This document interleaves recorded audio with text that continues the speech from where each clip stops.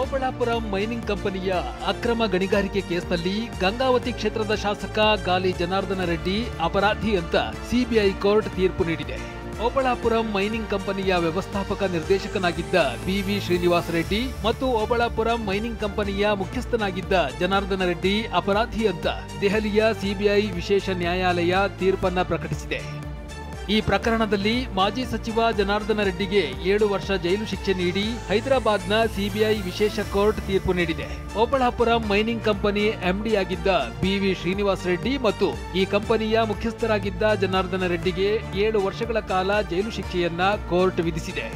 ಅಕ್ರಮ ಗಣಿಗಾರಿಕೆ ಪ್ರಕರಣದಲ್ಲಿ ಈಗಾಗಲೇ 3 ವರ್ಷ ಜೈಲು ಶಿಕ್ಷೆಯನ್ನ ಅನುಭವಿಸಿದ್ದ ಜನಾರ್ದನ ರೆಡ್ಡಿ ಮತ್ತೆ ಜೈಲು ಸೇರಲಿದ್ದಾರೆ. ಅಕ್ರಮ ಗಣಿಗಾರಿಕೆ ಪ್ರಕರಣದಲ್ಲಿ ಜಡ್ಜ್ 7 ವರ್ಷ ಜೈಲು ಶಿಕ್ಷೆ ಪ್ರಕಟಿಸುತ್ತಿದ್ದಂತೆ ಜನಾರ್ದನ್ ರೆಡ್ಡಿ ಅಕ್ಷರಶಃ ಆಘಾತಕ್ಕೊಳಗಾಗಿದ್ದಾರೆ. ಶಿಕ್ಷೆ ಪ್ರಮಾಣ ಕಡಿಮೆಗೊಳಿಸಿ ಅಂತ ಸಿಬಿಐ ಕೋರ್ಟ್ ಜಡ್ಜ್ಗೆ ರೆಡ್ಡಿ ಮನವಿ ಮಾಡಿದ್ರು. ಆದರೆ ರೆಡ್ಡಿ ಮನವಿಯನ್ನ ತಿರಸ್ಕರಿಸಿದ ಜಡ್ಜ್ ಶಾಸಕರಿಗೆ ತೀವ್ರ ತರಾಟೆ ತೆಗೆದುಕೊಂಡಿದ್ದಾರೆ. 7 ವರ್ಷ ಶಿಕ್ಷೆ ಪ್ರಮಾಣ ಕಡಿಮೆ ಮಾಡಿ ಅಂತ ಕೋರ್ಟ್ನಲ್ಲಿ ಮನವಿ ಮಾಡಿದ್ದ ಜನಾರ್ದನ ರೆಡ್ಡಿಗೆ ನ್ಯಾಯಾಧೀಶರು ತೀವ್ರ ತರಾಟೆಗೆ ತೆಗೆದುಕೊಂಡಿದ್ದಾರೆ. ಜನಾರ್ದನ್ ರೆಡ್ಡಿ, ನೀವು ಜೀವಾವಧಿ ಶಿಕ್ಷೆಗೂ ಅರ್ಹರು, ನಿಮಗೆ ಯಾಕೆ 10 ವರ್ಷ ಜೈಲು ಶಿಕ್ಷೆ ಯಾಕೆ ವಿಧಿಸಬಾರದು ಅಂತ ಕೋರ್ಟ್ನಲ್ಲಿ ನ್ಯಾಯಾಧೀಶರು ಜನಾರ್ದನ್ ರೆಡ್ಡಿಯನ್ನ ಪ್ರಶ್ನೆ ಮಾಡಿದ್ದಾರೆ. ನ್ಯಾಯಾಧೀಶರ ಪ್ರಶ್ನೆಗೆ ಜನಾರ್ದನ್ ರೆಡ್ಡಿ ತಬ್ಬಿಬ್ಬಾದರು. ನಂತರ ಕೋರ್ಟ್ನಲ್ಲಿ ಮಾತು ಮುಂದುವರಿಸಿದ ರೆಡ್ಡಿ, ನಾನು ಈಗಾಗಲೇ 4 ವರ್ಷ ಜೈಲಿನಲ್ಲಿ ಕಳೆದಿದ್ದೇನೆ. ಆದ್ರೀಗ ನಾನು ಶಾಸಕನಾಗಿದ್ದು ಸಾಮಾಜಿಕ ಕಾರ್ಯಗಳಲ್ಲಿ ತೊಡಗಿಸಿಕೊಂಡಿದ್ದೇನೆ.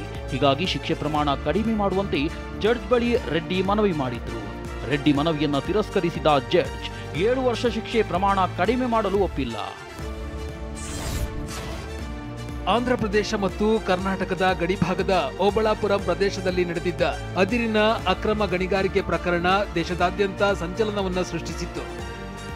ಮಾಜಿ ಮುಖ್ಯಮಂತ್ರಿ ಬಿಎಸ್ ಯಡಿಯೂರಪ್ಪ ಆಡಳಿತದಲ್ಲಿ ನಡೆದಿದ್ದ ಅಕ್ರಮ ಇದಾಗಿದೆ.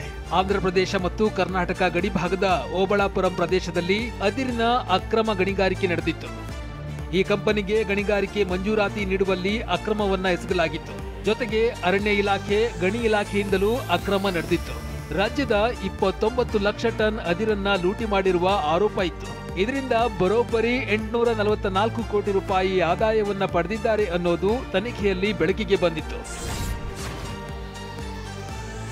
ಓಬಳಾಪುರಂನಲ್ಲಿ ನಡೆದ ಅಕ್ರಮ ಗಣಿಗಾರಿಕೆ ಕೇಸ್ ದೇಶದಾದ್ಯಂತ ಸಂಚಲನ ಸೃಷ್ಟಿಸಿತ್ತು. ಪ್ರಕರಣದ ವಾದ ಪ್ರತಿವಾದವನ್ನು ಆಲಿಸಿದ ಸಿಬಿಐ ನ್ಯಾಯಾಲಯ ಬರೋಬ್ಬರಿ 13 ವರ್ಷಗಳ ಬಳಿಕ ತೀರ್ಪು ನೀಡಿದೆ. 3000ಕ್ಕೂ ಅಧಿಕ ದಾಖಲೆಗಳನ್ನು ಪರಿಶೀಲಿಸಲಾಗಿದೆ ಮತ್ತು 219 ಸಾಕ್ಷಿಗಳನ್ನು ವಿಚಾರಣೆ ನಡೆಸಲಾಗಿತ್ತು. ಒಎಂಸಿ ಅಕ್ರಮ ಗಣಿಗಾರಿಕೆ ಪ್ರಕರಣದಲ್ಲಿ 5 ಅಪರಾಧಿಗಳಿಗೆ ಕೋರ್ಟ್ ತಲಾ 7 ವರ್ಷಗಳ ಜೈಲು ಶಿಕ್ಷೆ ವಿಧಿಸಿದೆ. ಪ್ರಕರಣದ A1 ಆಗಿದ್ದ ಒಎಂಸಿ ವ್ಯವಸ್ಥಾಪಕ ನಿರ್ದೇಶಕ ಬಿವಿ ಶ್ರೀನಿವಾಸ ರೆಡ್ಡಿ, A2 ಆಗಿದ್ದ ಶಾಸಕ ಗಾಲಿ ಜನಾರ್ದನ್ ರೆಡ್ಡಿಗೆ 7 ವರ್ಷ ಜೈಲು ಶಿಕ್ಷೆ ವಿಧಿಸಿದೆ. ಇನ್ನು ಗಣಿ ಇಲಾಖೆಯ ಮಾಜಿ ನಿರ್ದೇಶಕ ವಿಡಿ ರಾಜ್, ಗಣಿ ಇಲಾಖೆ ಮಾಜಿ ಸಹಾಯಕ ನಿರ್ದೇಶಕ ಗೋಪಾಲ್ ರೆಡ್ಡಿ ಮತ್ತು ಜನಾರ್ದನ್ ರೆಡ್ಡಿ ಆಪ್ತ ಸಹಾಯಕ ಮೆಫಾಜ್ ಅಲಿ ಖಾನ್ಗೆ 7 ವರ್ಷ ಜೈಲು ಶಿಕ್ಷೆ ವಿಧಿಸಿ ಕೋರ್ಟ್ ತೀರ್ಪು ನೀಡಿದೆ. ಇನ್ನು ಪ್ರಕರಣದಲ್ಲಿ ನಿವೃತ್ತ ಐಎಎಸ್ ಅಧಿಕಾರಿ ಕೃಪಾನಂದಂ ಮತ್ತು ತೆಲಂಗಾಣದ ಮಾಜಿ ಸಚಿವೆ ಹಾಗೂ ಹಾಲಿ ಶಾಸಕಿ ಸಬಿತಾ ಇಂದ್ರಾರೆಡ್ಡಿ ಅವರನ್ನ ನ್ಯಾಯಾಲಯ ಖುಲಾಸೆಗೊಳಿಸಿದೆ. ಶಾಸಕ ಜನಾರ್ದನ ರೆಡ್ಡಿಗೆ 7 ವರ್ಷ ಜೈಲು ಶಿಕ್ಷೆ ವಿಧಿಸಿ ಕೋರ್ಟ್ ತೀರ್ಪು ನೀಡಿದ ಬೆನ್ನಲ್ಲೇ ಸಿಬಿಐ ಅಧಿಕಾರಿಗಳು ರೆಡ್ಡಿ ಬಂಧನಕ್ಕೆ ಸಿದ್ಧತೆಯನ್ನ ನಡೆಸಿದ್ದಾರೆ. ಕೋರ್ಟ್ನಿಂದ ಹೊರಬಂದ ಕೂಡಲೇ ಅಧಿಕಾರಿಗಳು ಜನಾರ್ದನ ರೆಡ್ಡಿ ಅವರನ್ನ ಬಂಧಿಸಲಿದ್ದಾರೆ. ಸಿಬಿಐ ವಿಶೇಷ ಕೋರ್ಟ್ನಲ್ಲಿ ಜನಾರ್ದನ ರೆಡ್ಡಿಯನ್ನ ಕುಟುಂಬದ ಸದಸ್ಯರು ಭೇಟಿಯಾಗಿದ್ದಾರೆ. 7 ವರ್ಷ ಜೈಲು ಶಿಕ್ಷೆಗೊಳಗಾದ ಜನಾರ್ದನ ರೆಡ್ಡಿಗೆ ಮೇಲ್ಮನವಿ ಸಲ್ಲಿಸಲು 1 ತಿಂಗಳು ಅವಕಾಶ ನೀಡಲಾಗಿದೆ. ಹೈಕೋರ್ಟ್ನಿಂದ ತಡೆ ಸಿಕ್ಕರಷ್ಟೇ ಜನಾರ್ದನ ರೆಡ್ಡಿ ಜೈಲು ಶಿಕ್ಷೆಯಿಂದ ಬಚಾವಾಗಲಿದ್ದಾರೆ. ಜನಾರ್ದನ ರೆಡ್ಡಿಗೆ 7 ವರ್ಷ ಜೈಲು ಶಿಕ್ಷೆ ವಿಧಿಸಿದ ಬಗ್ಗೆ ಪ್ರತಿಕ್ರಿಯಿಸಿರುವ ಸಮಾಜ ಪರಿವರ್ತನಾ ಸಮುದಾಯದ ಮುಖ್ಯಸ್ಥ ಎಸ್ಆರ್ ಹಿರೇಮಠ್, ನ್ಯಾಯಾಂಗದ ಮೇಲಿನ ನಮ್ಮ ವಿಶ್ವಾಸ ಮತ್ತೆ ದೃಢೀಕರಣಗೊಂಡಿದೆ ಅಂತ ಹೇಳಿದ್ದಾರೆ. ಸಾರ್ವಜನಿಕ ಮಹತ್ವ ಇರುವಂತಹ ನೈಸರ್ಗಿಕ ಸಂಪನ್ಮೂಲದ ಹಿಂದೆಂದೂ ಆಗಲಾರದ ಪ್ರಮಾಣದೊಳಗೆ ರೆಕ್ಲೆಸ್ ಅಂಡ್ ಇರ್ರೆಸ್ಪಾನ್ಸಿಬಲ್ ಮೈನಿಂಗ್ ಏನು ಮಾಡಿದ್ರು, ಅದರದ್ದು ಕಿಂಗ್ ಪಿನ್ ಆಗಿದ್ರು ಮಾಫಿಯಾದರು. ಇವರಿಗೂ ಕೂಡ ಇವತ್ತು 15 ವರ್ಷಗಳ ನಂತರನೂ ಕೂಡ ಈ ಶಿಕ್ಷೆ ಸಿಕ್ಕಿದೆ ಅಂದರೆ ಇವತ್ತಿನ ನ್ಯಾಯಾಂಗದಲ್ಲಿ ನಮ್ಮ ವಿಶ್ವಾಸ ಮತ್ತೊಮ್ಮೆ ದೃಢೀಕರಣ ಆಗಿದೆ. ವಾಯುದಾಳಿಯ ಸೈರನ್ ಮೊಳಗಿದಾಗ ಹೇಗೆ ರಕ್ಷಣೆ ಪಡೆಯಬೇಕು ಅಂತ ಮಕ್ಕಳಿಗೆ ತರಬೇತಿ ನೀಡುತ್ತಿರುವ ಶಿಕ್ಷಕರು. ದೋಣಿ ಮಗುಚಿ ನೀರಿಗೆ ಬಿದ್ದವರನ್ನ ಹೇಗೆ ರಕ್ಷಿಸಬೇಕು ಅಂತ ವ್ಯಾಯಾಮ ನಡೆಸ್ತಾ ಇರುವ ಎಸ್ಡಿಆರ್ಎಫ್. ಇದು ನಾಳೆ ದೇಶದಾದ್ಯಂತ ನಡೆಯಲಿರುವ ಯುದ್ಧ ಕಾಲದ ಮಾಕ್ ಡ್ರಿಲ್ಗಾಗಿ ನಡೆದ ತರಬೇತಿ ಮತ್ತು ವ್ಯಾಯಾಮದ ಝಲಕ್. ಪಹಲ್ಗಾಮ್ ಉಗ್ರ ದಾಳಿ ಬಳಿಕ ಭಾರತ ಪಾಕಿಸ್ತಾನ ನಡುವೆ ಉದ್ವಿಗ್ನತೆ ಹೆಚ್ಚಾಗ್ತಿದೆ. ಎರಡು ದೇಶಗಳ ಮೇಲೆ ಯುದ್ಧದ ಕಾರ್ಮೋಡ ಆವರಿಸಿದೆ. ಈ ಬೆನ್ನಲ್ಲೇ ನಾಳೆ ದೇಶದಾದ್ಯಂತ ಯುದ್ಧ ಕಾಲದ ಮಾಕ್ ಡ್ರಿಲ್ ನಡೆಸುವಂತೆ ಕೇಂದ್ರ ಸರ್ಕಾರ ಸೂಚಿಸಿದೆ. ನಾಳೆ ದೇಶದ 259 ಕಡೆ ರಕ್ಷಣಾ ಪಡೆಯ ಮಾಕ್ ಡ್ರಿಲ್ ನಡೆಯಲಿದೆ. 259 ಪ್ರದೇಶಗಳನ್ನ 3 ವಿಭಾಗಗಳನ್ನಾಗಿ ವಿಂಗಡಿಸಲಾಗಿದೆ.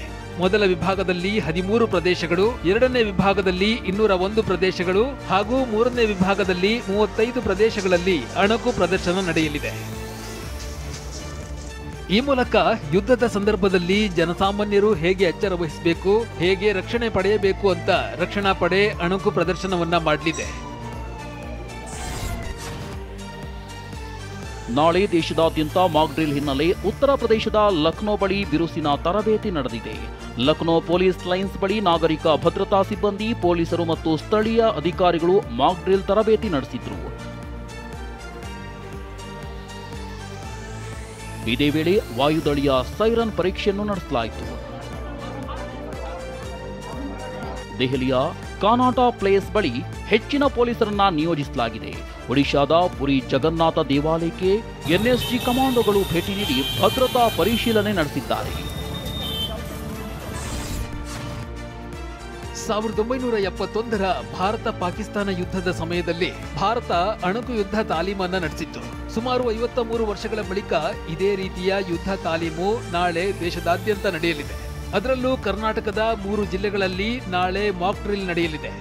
ಬೆಂಗಳೂರು, ಕಾರವಾರ ಜೊತೆಗೆ ರಾಯಚೂರು ಜಿಲ್ಲೆಯಲ್ಲಿ ಅಣಕು ಯುದ್ಧ ತಾಲೀಮು ನಡೆಯಲಿದೆ. ನಾಳೆ 4 ಗಂಟೆಯಿಂದ ನಾವು ಮಾಕ್ ಡ್ರಿಲ್ ಶುರು ಮಾಡ್ತೀವಿ. ಮಿನಿಸ್ಟ್ರಿ ಆಫ್ ಡಿಫೆನ್ಸ್ ಸರ್ಕ್ಯುಲರ್ ಪ್ರಕಾರ ನಮ್ಮ ರಾಜ್ಯದಲ್ಲಿ 3 ಕಡೆ ಕ್ಯಾಟಗರಿ 2 ಸೆನ್ಸಿಟಿವ್ ಇಂಥ ಜಿಲ್ಲೆಗಳು ನೇಮಿಸಿಯಾಗಿದೆ. ಮೊದಲನೇಯಾಗಿ ಇರೋದು ಬೆಂಗಳೂರು ನಗರ. ಬೆಂಗಳೂರು ಬಿಟ್ಟು ಕಾರವಾರನಲ್ಲಿ ಕೈಗಾ ನ್ಯೂಕ್ಲಿಯರ್ ಪವರ್ ಪ್ಲಾಂಟ್ ಇದೆ. ಮೂರನೇಯಾಗಿ ರಾಯಚೂರಲ್ಲಿ ಥರ್ಮಲ್ ಪವರ್ ಸ್ಟೇಷನ್. ಕೋಆರ್ಡಿನೇಷನ್ ಮಾಡಿಕೊಂಡು ಪಬ್ಲಿಕ್ಗೆ ಇನ್ವಾಲ್ವ್ ಮಾಡಿಕೊಂಡು how to do the damage control. ಬೆಂಗಳೂರಿನಲ್ಲಿ ನಾಳೆ 2 ಕಡೆ ಮಾಕ್ ಡ್ರಿಲ್ ನಡೆಸಲು ತೀರ್ಮಾನ ಮಾಡಲಾಗಿದೆ. ಬನ್ನೇರುಘಟ್ಟ ರಸ್ತೆಯಲ್ಲಿರುವ ಮುಂಡಕೂರು ಫೈರ್ ಅಕಾಡೆಮಿ ಮತ್ತು ಹಲಸೂರಿನ ಅಗ್ನಿಶಾಮಕ ದಳದ ಕೇಂದ್ರ ಕಚೇರಿಯಲ್ಲಿ ಮಾಕ್ ಡ್ರಿಲ್ ನಡೆಯಲಿದೆ. ಸಂಜೆ 4 ಗಂಟೆಗೆ ಕರ್ನಾಟಕದಲ್ಲಿ ರಾಯಚೂರು, ಕಾರವಾರ ಸೇರಿದಂತೆ ಬೆಂಗಳೂರು ನಗರದಲ್ಲೂ ಕೂಡ ಈ ಒಂದು ಮಾಕ್ ಡ್ರಿಲ್ ನಡೆಯುತ್ತೆ. 35 ಸ್ಥಳಗಳನ್ನ ಈಗಾಗಲೇ ಫೈಂಡ್ ಔಟ್ ಮಾಡಲಾಗಿದ್ದು, ಅದರಲ್ಲಿ ಹಲಸೂರು ಠಾಣೆ ಕೂಡ ಒಂದಾಗಿರುತ್ತು. ಇಲ್ಲಿ ಅಗ್ನಿಶಾಮಕ ದಳದ ಸಿಬ್ಬಂದಿ, ಸಿವಿಲ್ ಡಿಫೆನ್ಸ್ ಅಧಿಕಾರಿಗಳು, NSS, NCC ಜೊತೆಗೆ ನಾಗರಿಕ ಸ್ವಯಂ ಸೇವಕ ಸಂಘದವರು, ಡಾಕ್ಟರ್ಸ್ ಎಲ್ಲರೂ ಕೂಡ ಸಂಜೆ 4 ಗಂಟೆಗೆ ಭಾಗವಹಿಸ್ತಾರೆ. ಈ ಒಂದು ಯುದ್ಧ ಸೈರನ್ ಅಂತಾರೆ ನೀವೇನು ನೋಡ್ತಾ ಇದ್ದೀರಾ, ಇದು ಹಲಸೂರು ಗೇಟ್ ಪೊಲೀಸ್ ಠಾಣೆ ಮೇಲೆ ಇದೆ. ಈ ಒಂದು ಯುದ್ಧ ಸೈರನ್ ಮೂಲಕ ನಾಗರಿಕರನ್ನ ಎಚ್ಚರಿಸುವಂತ ಪ್ರಯತ್ನ ಮಾಡುವಂಥದ್ದು. ನಾಳೆ ರಾಯಚೂರಿನ RTPS ವಿದ್ಯುತ್ ಉತ್ಪಾದನಾ ಕೇಂದ್ರದ ಬಳಿ ಅಣಕು ಪ್ರದರ್ಶನ ನಡೆಯಲಿದೆ. RTPS ಘಟಕ ಕೇಂದ್ರದ ಭದ್ರತಾ ಪಡೆಗಳನ್ನು ಹೊಂದಿದ್ದು, ಇದೇ ಘಟಕದ ಬಳಿ ಸಿಬ್ಬಂದಿ ಮಾಕ್ ಡ್ರಿಲ್ ನಡೆಸಲಿದ್ದಾರೆ. ಇನ್ನು ಉತ್ತರ ಕನ್ನಡ ಜಿಲ್ಲೆಯಲ್ಲೂ ಮಾಕ್ ಡ್ರಿಲ್ ಮಾಡುವ ಸಾಧ್ಯತೆ ಇದೆ. ಇನ್ನು ನಾಳೆಯ ಮಾಕ್ ಡ್ರಿಲ್ಗೆ ಸಂಪೂರ್ಣ ಸಿದ್ಧತೆ ನಡೆದಿದೆಯಂತ ರಾಯಚೂರು ಜಿಲ್ಲಾಧಿಕಾರಿ ನಿತೀಶ್ TV9ಗೆ ಮಾಹಿತಿ ನೀಡಿದ್ದಾರೆ. ಕೇಂದ್ರ ಸರ್ಕಾರದ ಮಾರ್ಗಸೂಚಿಯಂತೆ ನಾಳೆ ನಾವು ಮಾಕ್ ಡ್ರಿಲ್ ಮಾಡೋಕ್ಕೆ ಪೊಲೀಸ್ ಇಲಾಖೆ, ಅಗ್ನಿಶಾಮಕ ಇಲಾಖೆ, NCC, NSS ವರ್ಕರ್ಸು, ಅದೇ ರೀತಿ ನಮ್ಮ ಇಂಡಸ್ಟ್ರೀಸ್ ಡಿಪಾರ್ಟ್ಮೆಂಟ್ ಜೊತೆ ನಾವು ಎಲ್ಲ ಕೋಆರ್ಡಿನೇಟ್ ಮಾಡಿಕೊಂಡು ಇಲ್ಲಿ ನಾಳೆ ನಾವು ಮಾಕ್ ಡ್ರಿಲ್ ಮಾಡೋಕ್ಕೆ ನಾವು ತಯಾರಿ ಮಾಡ್ತಾ ಇದ್ದೀವಿ. ರಾಜ್ಯದ ಬೆಂಗಳೂರು, ರಾಯಚೂರು ಹಾಗೂ ಕಾರವಾರದಲ್ಲಿ ಮ್ಯಾಕ್ ಡ್ರಿಲ್ ಮಾಡುವುದಕ್ಕೆ ಕೇಂದ್ರದಿಂದ ಸೂಚನೆ ಬರ್ತಾ ಇದ್ದಂತೆ ಎಲ್ಲ ಸಿದ್ಧತೆ ಮಾಡಿಕೊಳ್ಳಲಾಗಿದೆ. ಬೆಂಗಳೂರಿನಲ್ಲಿ ಒಟ್ಟು 35 ಕಡೆ ಸೈರನ್ ಇದ್ದು 32 ಕಡೆ ಕಾರ್ಯನಿರ್ವಹಿಸುತ್ತಿವೆ. ಇವತ್ತು ಇವುಗಳನ್ನ ಪರಿಶೀಲನೆ ನಡೆಸಲಾಯಿತು. ಬೆಂಗಳೂರಿನಲ್ಲಿ ಸುಸ್ಥಿತಿಯಲ್ಲಿ ಇರುವ 32 ಕಡೆಯಲ್ಲೂ ನಾಳೆ ಸೈರನ್ ಮೊಳಗಲಿದೆ. ಇನ್ನು ನಾಳೆ ನಡೆಯುವ ಅಣುಕು ಪ್ರದರ್ಶನದ ವೇಳೆ ಸ್ಟ್ರೆಚರ್ಸ್, ಪ್ರಥಮ ಚಿಕಿತ್ಸಾ ಕಿಟ್, ಹಗ್ಗಗಳು, medical kit, helmet, medical emergency tent, ಏಣಿ ಸೇರಿದಂತೆ ಹಲವು ವಸ್ತುಗಳನ್ನು ಬಳಕೆ ಮಾಡಲಾಗುತ್ತದೆ. ಇದರ ಜೊತೆಗೆ ಬೆಂಕಿ ನಂದಿಸುವ ಸಲಕರಣೆಗಳು ಹಾಗೂ ಆಂಬ್ಯುಲೆನ್ಸ್ ಬಳಸಲಾಗುತ್ತದೆ. 1971ರ ಬಳಿಕ ದೇಶದಲ್ಲಿ ಇದೇ ಮೊದಲ ಬಾರಿಗೆ ಅಣಕು ಯುದ್ಧದ ತಾಲೀಮು ನಡೀತಾ ಇದೆ. ದೇಶದ 244 ಜಿಲ್ಲೆಗಳಲ್ಲಿ ವಿದ್ಯುತ್ ದೀಪ ಬಂದಾಗಲಿದ್ದು, ವೈಮಾನಿಕ ದಾಳಿ ಎಚ್ಚರಿಕೆಯ ಸೈರನ್ ಶಬ್ದ ಮೊಳಗಲಿದೆ.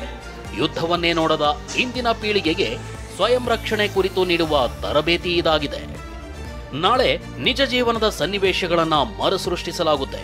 ವಾಯುದಾಳಿಗೂ ಮುನ್ನ ಎಚ್ಚರಿಕೆ ನೀಡುವ ಸೈರನ್ಗಳ ಅಣಕು ಕಾರ್ಯಾಚರಣೆ ನಡೆಯಲಿದೆ. ಶತ್ರುಗಳ ದಾಳಿ ವೇಳೆ ಸ್ವಯಂ ರಕ್ಷಣೆಗಾಗಿ ನಾಗರಿಕರು, ವಿದ್ಯಾರ್ಥಿಗಳಿಗೆ ತರಬೇತಿ ನೀಡಲಾಗುತ್ತೆ. ರಾತ್ರಿ ವೇಳೆ ಎಲ್ಲೆಡೆ ವಿದ್ಯುತ್ ಕಡಿತಗೊಳಿಸಿ ಕತ್ತಲೆಯ ವಾತಾವರಣ ಸೃಷ್ಟಿಯಾಗಲಿದೆ. ಇನ್ನು ಪ್ರಮುಖ ಸ್ಥಾವರ ಮತ್ತು ಕಟ್ಟಡಗಳನ್ನ ಶತ್ರುಗಳಿಂದ ಮರೆಮಾಚಲಾಗುತ್ತೆ. ಜೊತೆಗೆ ಸ್ಥಳೀಯರನ್ನ ಸುರಕ್ಷಿತ ಸ್ಥಳಗಳಿಗೆ ಸ್ಥಳಾಂತರಿಸುವ ತರಬೇತಿಯನ್ನ ನೀಡಲಾಗುತ್ತೆ. ದೇಶದ ಸಂರಕ್ಷಣೆಗೆ ಮೋದಿ ನಿರ್ಧಾರಕ್ಕೆ ನಮ್ಮ ಬೆಂಬಲ ಇದೆ. ಆದ್ರೆ ಲವ್ ಲೆಟರ್ ಬರೆಯೋದನ್ನ ನಿಲ್ಲಿಸಲಿ ಅಂತ ಸಚಿವ ಪ್ರಿಯಾಂಕ್ ಖರ್ಗೆ ಹೇಳಿದ್ದಾರೆ. ನಮ್ಮ ಜನರ ರಕ್ಷಣೆ, ದೇಶದ ರಕ್ಷಣೆಗೆ ಕೇಂದ್ರ ಸರ್ಕಾರ ತೆಗೆದುಕೊಳ್ಳೋ ಎಲ್ಲಾ ನಿರ್ಣಯಗಳಿಗೂ ಬೆಂಬಲವಿದೆ ಅಂತ ಸಚಿವ ಎಂಬಿ ಪಾಟೀಲ್ ಮತ್ತು ಸಚಿವ ಜಮೀರ್ ಅಹಮದ್ ಹೇಳಿದ್ದಾರೆ. ಭಾರತ ಪಾಕಿಸ್ತಾನದ ಮಧ್ಯೆ ಉದ್ವಿಗ್ನತೆ ಹೆಚ್ಚುತ್ತಾ ಇರೋ ಬೆನ್ನಲ್ಲೇ ಪ್ರಧಾನಿ ಮೋದಿ ಸಾಲು ಸಾಲು ಸಭೆಗಳನ್ನ ನಡೆಸಿದ್ದಾರೆ.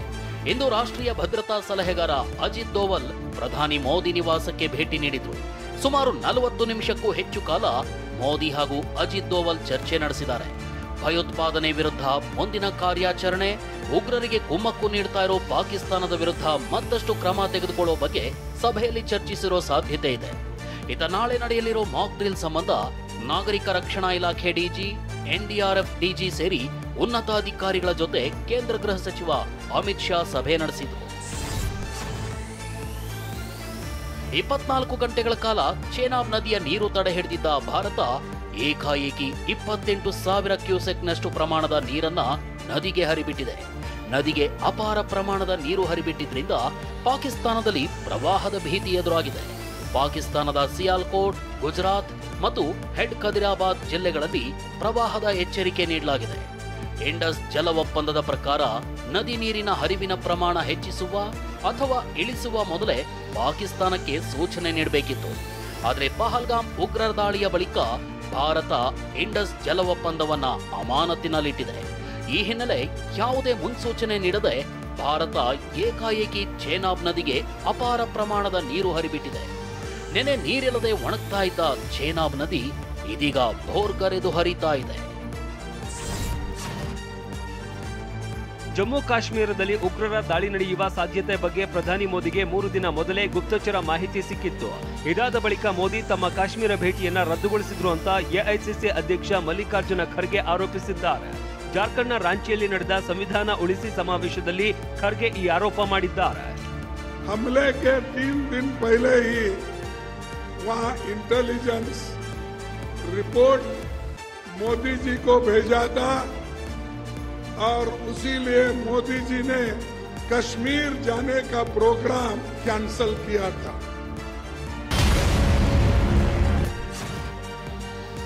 ರಾಜಕಾರಣಿಗಳಂತೆ ನ್ಯಾಯಾಧೀಶರು ಕೂಡ ತಮ್ಮ ಆಸ್ತಿ ವಿವರಗಳನ್ನು ಬಹಿರಂಗಪಡಿಸಬೇಕೆಂಬ ಜನಾಗ್ರಹಕ್ಕೆ ಸುಪ್ರೀಂ ಕೋರ್ಟ್ ಮನ್ನಣೆ ನೀಡಿದೆ.